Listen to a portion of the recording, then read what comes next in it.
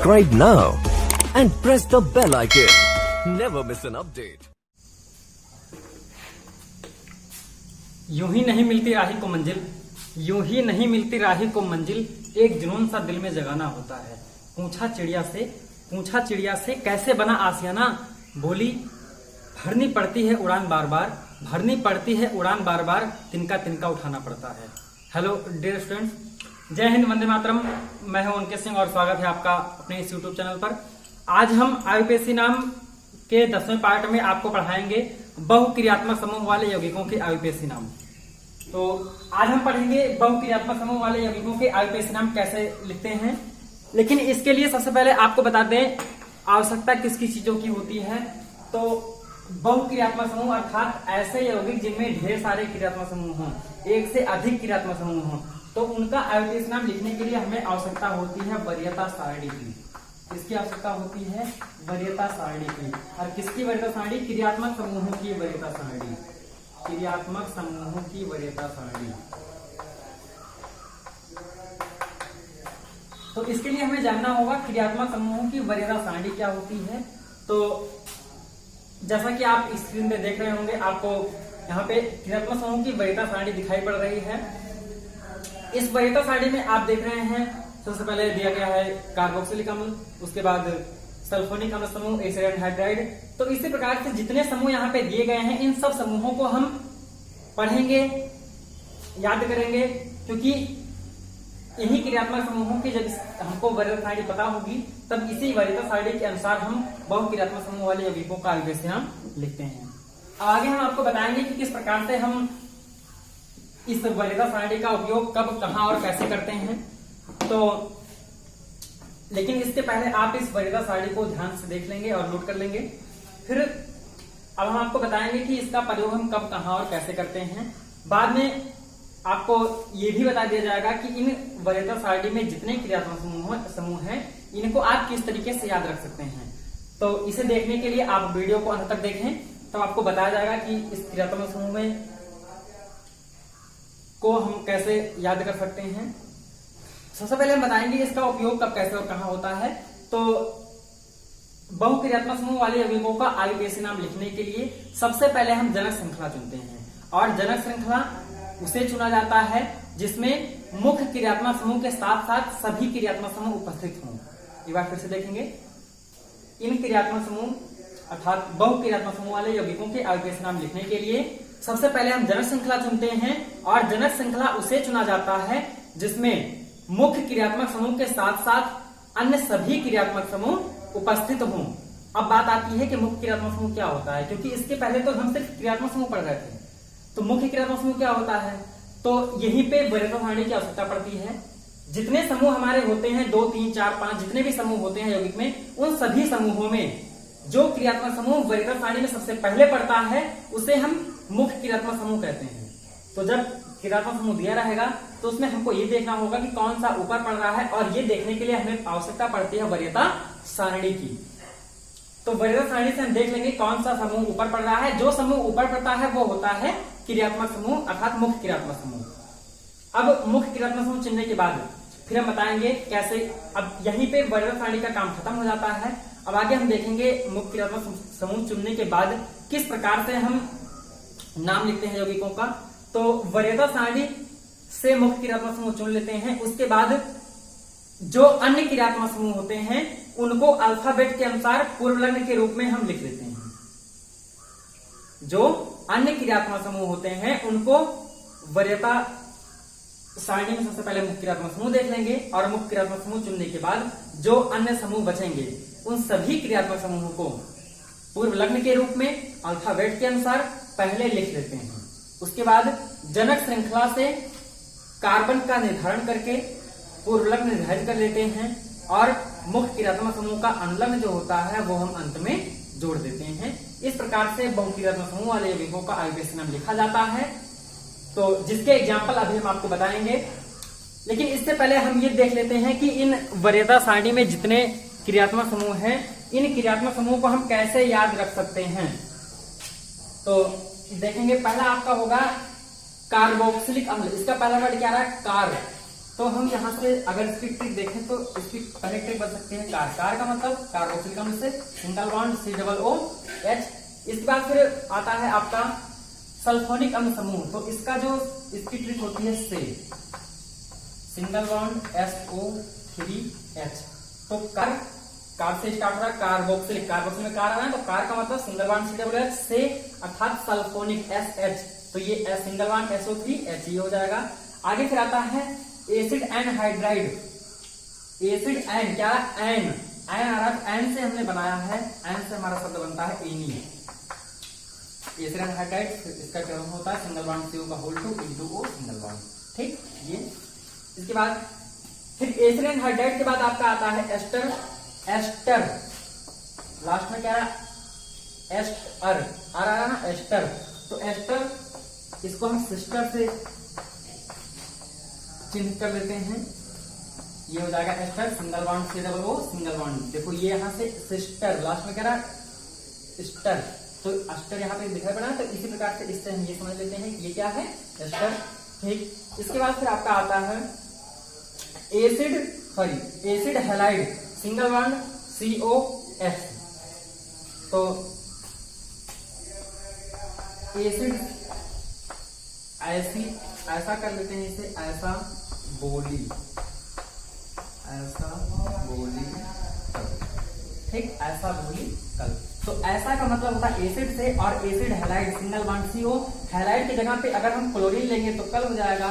तो इसी प्रकार से सिंगल बॉन्ड COCl भी लिख सकते हैं, या हम इसी को सिंगल बॉन्ड COX भी लिख सकते हैं।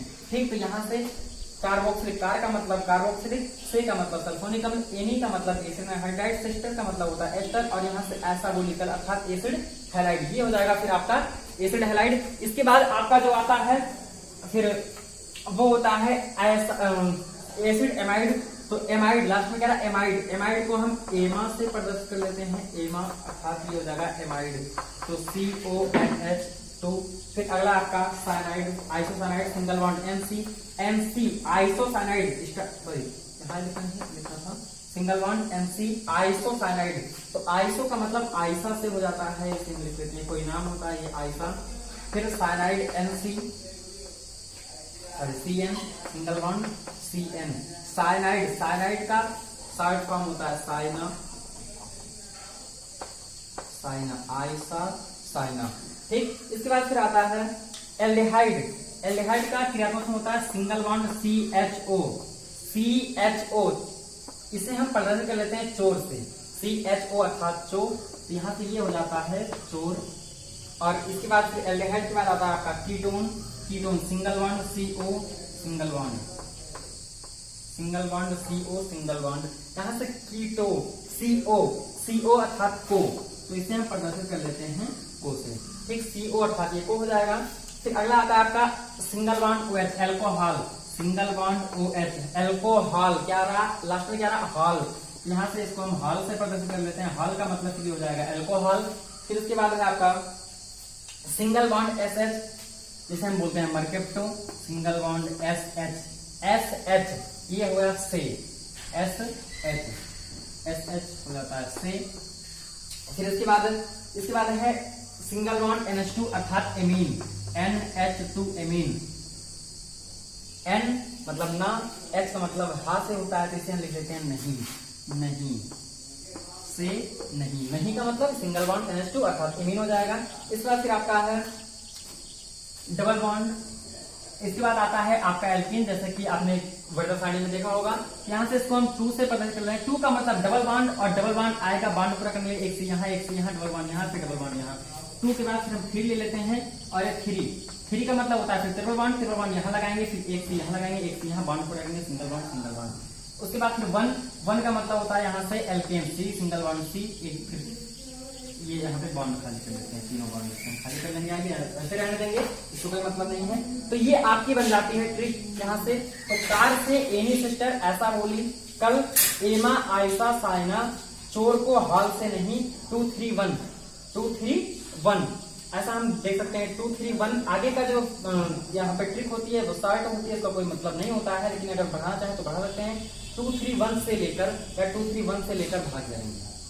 पृथ्वी वन से लेकर भाग जाएंगी। तो कार से एनी सिस्टर ऐसा बोली, कल एमा आयशा साइना चोर को हाल से नहीं पृथ्वी वन से लेकर बाहर जाएंगे। ठीक, तो इस ट्रिक से आप सारे के सारे क्रियात्मक समूह को वरीयता सारणी के अनुसार याद कर सकते हैं, और इनको याद करने के बाद तब आप बहुक्रियात्मक समूह वाले यौगिकों की आगे नाम आसानी से लिख सकते हैं। यहाँ से फिर अब आपको हम बताएंगे कि किस तरीके से नाम लिखा जाता है। तो ये फिर कुछ एग्जाम्पल देखते हैं, और रूल आपको बता दिया गया है कि सबसे पहले हम जनक श्रृंखला चुनेंगे। जनक श्रृंखला एक बार फिर से हम रूल देख लेंगे। तो जनक श्रृंखला चुनेंगे, लेकिन जनक श्रृंखला उसी को चुनेंगे जिसमें मुख्य क्रियात्मक समूह के साथ साथ सभी क्रियात्मक समूह उपस्थित होंगे, और फिर अंकन हम वहीं से स्टार्ट करेंगे जहां से मुख्य क्रियात्मक समूह नजदीक पड़ेगा। और नाम लिखने के लिए जो अन्य समूह बचते हैं उन समूहों को पूर्व लग्न के रूप में अल्फाबेट के अनुसार लिखते हैं, और जो मुख्य क्रियात्मक समूह होता है उसे मुख्य क्रियात्मक समूह को अनुलग्न के रूप में।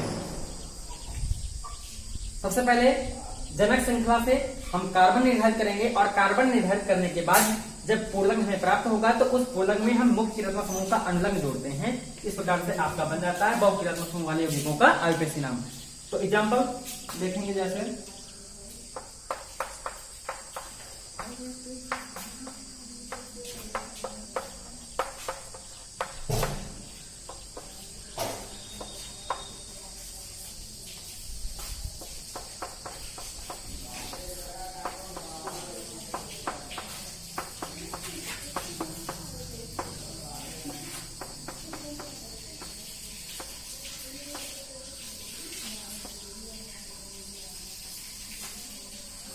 तो इसका आईपीएसी नाम देखेंगे। इसका आईपीएसी नाम लिखने के लिए सबसे पहले आपको बताया गया, सबसे पहले हम जनक श्रृंखला चुनेंगे, और जनक श्रृंखला उसी को चुनते हैं जिसमें सभी क्रियात्मक समूह उपस्थित होंगे। सभी क्रियात्मक समूह का मतलब मुख्य क्रियात्मक समूह पहले चुन लेंगे, और मुख्य क्रियात्मक समूह चुनने के बाद जितने समूह होंगे सभी समूह जिस श्रृंखला में उपस्थित होंगे वही होगी जनक श्रृंखला। लेकिन पहला यौगिक जो आपका है इसमें सिर्फ एक ही श्रृंखला है, बाकी और कोई श्रृंखला नहीं है, और क्रियात्मक समूह दो हैं। एक यहाँ पे है सिंगल बॉन्ड COOH, और दूसरा ये एल्कोहल सिंगल बॉन्ड OH। अब ये कार्बोक्सिलिक अम्ल और एल्कोहल दोनों में हम ये देखेंगे कि वरीयता सारणी में कि कौन सा पहले पड़ता है। तो आप देखेंगे वरीयता सारणी में पहले कार्बोक्सिलिक अम्ल आता है, इसलिए ये हो जाएगा मुख्य क्रियात्मक समूह। अब ये अंकन हम करेंगे तो वहीं से जहां से ये नजदीक पड़ेगा तो नजदीक यहाँ से पड़ेगा। जनक श्रृंखला का हम अंकन कर लेते हैं, 1 2 3 4। आपको बताया गया फिर जो अन्य क्रियात्मक समूह होते हैं उन अन्य क्रियात्मक समूहों को हम पूर्वलग्न के रूप में लिखते हैं और पहले लिखते हैं। तो पूर्वलग्न आपका एल्कोहल है और ये 2 नंबर पर पड़ रहा है, और एल्कोहल का जो पूर्वलग्न होता है वो होता है हाइड्रोक्सी। तो यहां लिख लेंगे 2 हाइड्रोक्सी, 2 हाइड्रोक्सी। फिर इसके बाद जनक श्रृंखला से कार्बन का निर्धारण करेंगे। जनक श्रृंखला में 4 कार्बन है, 4 कार्बन से पूर्वलग्न ब्यूट होता है, और अनुलग्न जोड़ेंगे तो कार्बोक्सिलिक अम्ल का अनुलग्न होता है ओइक एसिड या ओइक अम्ल। तो ब्यूट को एल्केन के रूप में लिखेंगे, ब्यूटेन हो जाएगा, और ओइक अम्ल जोड़ेंगे तो हो जाएगा ब्यूटेन प्लस ओइक, अर्थात ब्यूटेनोइक अम्ल, ब्यूटेनोइक अम्ल, ब्यूटेनोइक अम्ल। देखते हैं फिर अगला यौगिक। इसमें भी हम सबसे पहले देखेंगे 2 क्रियात्मक समूह है, एक है यहाँ पे सिंगल बॉन्ड CHO अर्थात एल्डिहाइड, दूसरा एमीन सिंगल बॉन्ड NH2। अब हमें ये देखना होगा कि दोनों में कौन पहले पड़ता है, क्योंकि वरीयता सारणी में जो ऊपर पड़ेगा वही होगा आपका मुख्य क्रियात्मक समूह। तो यहाँ से जो मुख्य क्रियात्मक समूह होता है वो आपका एल्डिहाइड होता है, क्योंकि एल्डिहाइड पहले पड़ता है और एमीन बाद में आता है। तो एल्डिहाइड मुख्य होगा, तो अंकन यहीं से होगा जहां से एल्डिहाइड नजदीक पड़ेगा। एल्डिहाइड इधर से नजदीक पड़ रहा है, अंकन कर लेंगे 1 2 3 4 5। जो क्रियात्मक समूह अन्य होते हैं मुख्य को छोड़ के उनको पूर्वलग्न के रूप में, तो एमीन का पूर्वलग्न एमीनो नंबर कितना है 3, तो 3 एमीनो। अब जनक श्रृंखला में कितने कार्बन 5 कार्बन से पेंट होता है पूर्वलग्न, एल्केन के रूप में पेंटेन हो जाएगा, और एल्डिहाइड का अनुलग्न होता है अल। जब इसे जोड़ देंगे तो पेंटेन प्लस अल अर्थात पेंटेनल 1 नंबर पे है, इसलिए इसको 1 नंबर हमें नहीं लिखना है। तो इसका नाम हो जाएगा 3 एमिनो पेंटेनल, 3 एमिनो पेंटेनल। तो इस प्रकार से हम बहुक्रियात्मक समूह वाले यौगिकों की आईपीएसी नाम लिख सकते हैं। कुछ एग्जाम्पल आपको और बताएंगे हम।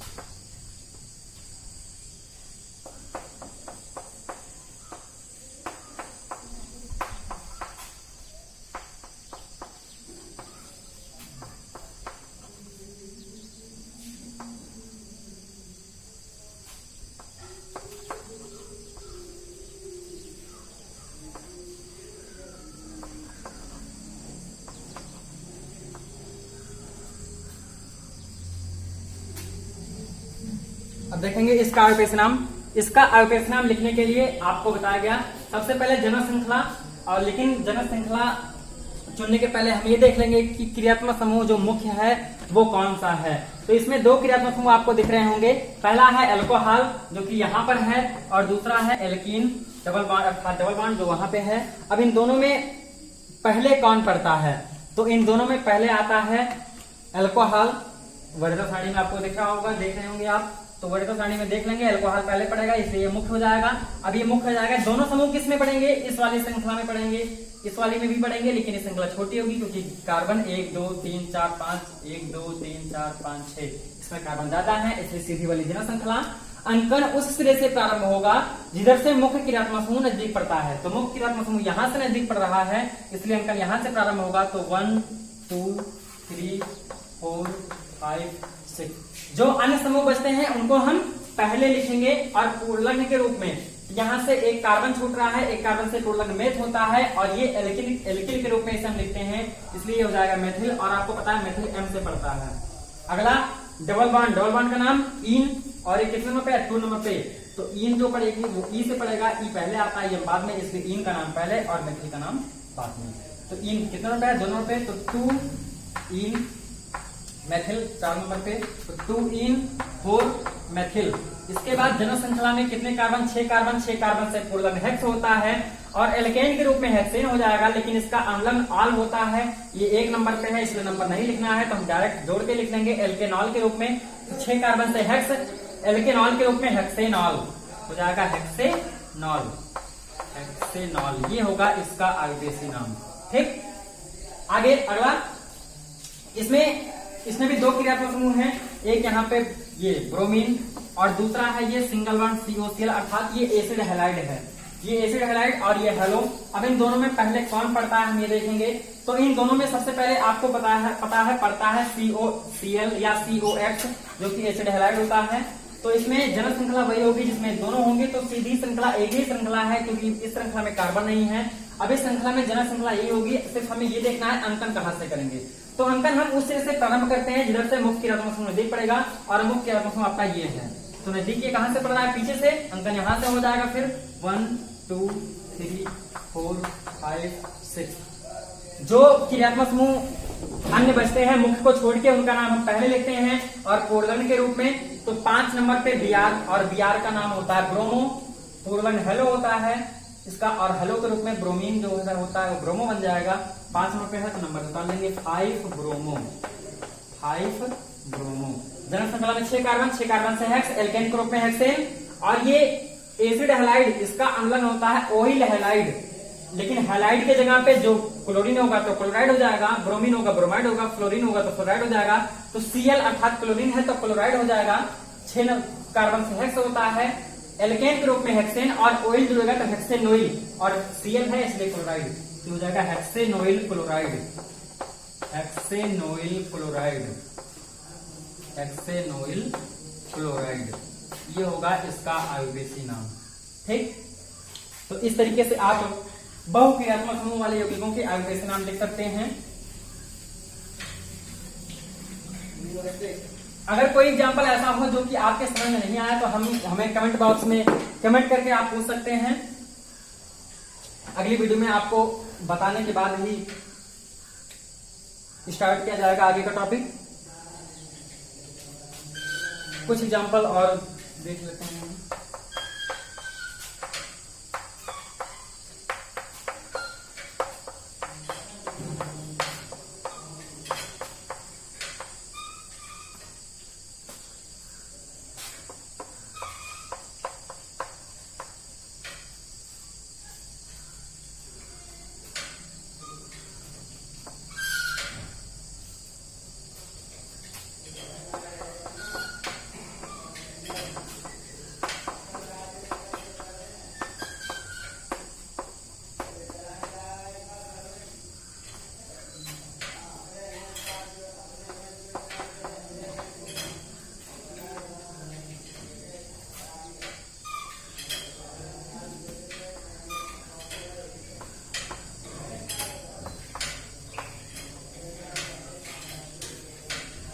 इन दोनों का आयुपेश नाम लिखना है हमें। अब इन दोनों का आयुपेश नाम लिखने के लिए सबसे पहले हम देखेंगे कि यौगिक में कितने क्रियात्मक समूह उपस्थित हैं। तो एक क्रियात्मक समूह यहाँ पे है डबल बॉन्ड, ये ट्रिपल बॉन्ड और ये एक यहाँ पे 3 क्रियात्मक समूह हैं।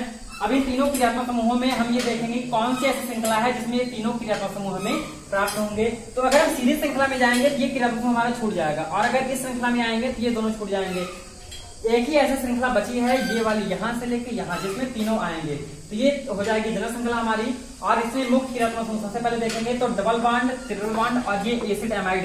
इन तीनों में पहले कौन पड़ता है? एसिड एमाइड पहले पड़ता है, इसलिए ये हो जाएगा मुख्य क्रियात्मक समूह। इसलिए अंकन हम वहीं से प्रारंभ करेंगे जहां से मुख्य क्रियात्मक समूह नजदीक पड़ता है। तो ये यहाँ से नजदीक पड़ेगा, तो अंकन यहाँ से होगा। तो 1 2 3 4 5 6 7 आपको बताया गया।